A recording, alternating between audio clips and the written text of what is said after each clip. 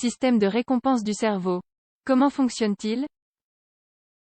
Nombreuses sont les études qui ont démontré que la prise de certaines drogues telles que la cocaïne et l'héroïne active le système de récompense. Le système de récompense est l'un des aspects les plus curieux et complexes de notre cerveau. Ce mécanisme nous permet de mettre en relation certaines situations avec la sensation de plaisir. Il s'agit, en réalité, d'une forme d'adaptation et d'une façon de garantir la survie. S'il en est ainsi, c'est parce que la sensation de plaisir associée à une action stimule l'apprentissage.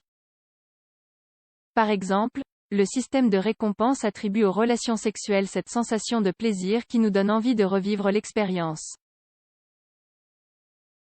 Cette sensation permet d'assurer la survie de l'espèce. De nombreuses zones cérébrales interviennent dans ce circuit, raison pour laquelle l'étude de ce système est compliquée et son fonctionnement est multifactoriel.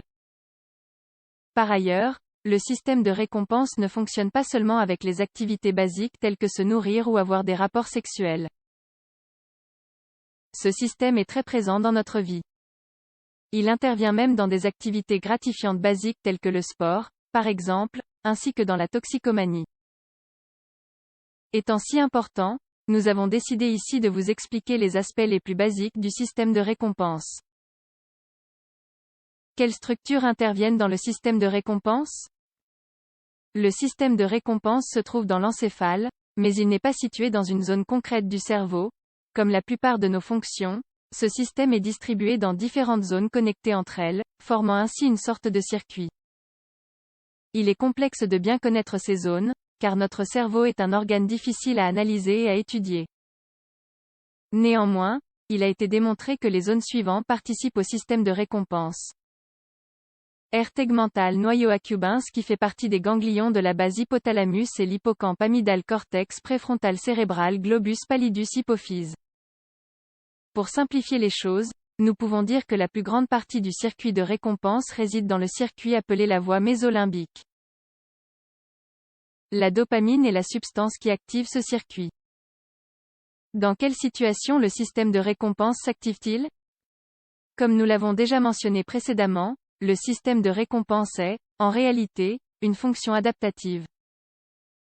Cela veut dire que ce système est essentiellement lié aux besoins basiques qui nous permettent de survivre en tant qu'individu et espèce. Plus concrètement, cette fonction se charge, d'abord, des actions comme manger, boire ou maintenir des rapports sexuels. Le goût de la nourriture nous donne du plaisir, tout comme boire de l'eau lorsque nous avons soif et tout comme le sexe. Cette sensation de plaisir stimule l'apprentissage et la répétition de ces actions. Mais les fonctions que nous venons de citer ne sont pas les seules fonctions liées au système de récompense. Par exemple, nous pouvons ressentir du plaisir avec les jeux, le sport et, bien entendu, les drogues. Nombreuses sont les études qui ont démontré que ce circuit s'active lorsque nous prenons de la cocaïne et d'autres substances. Cela nous conduit inévitablement à penser aux risques que présente aussi le système de récompense. Les addictions constituent la partie négative de ce merveilleux mécanisme d'adaptation. Comment agissent les drogues sur ce système? Au début, la prise de drogue telle que la cocaïne ou l'héroïne est un acte volontaire. Normalement, c'est le fruit de la curiosité ou de l'image de cette substance que nous avons créée conjointement avec la société. Néanmoins, il suffit d'une seule prise pour activer notre système de récompense.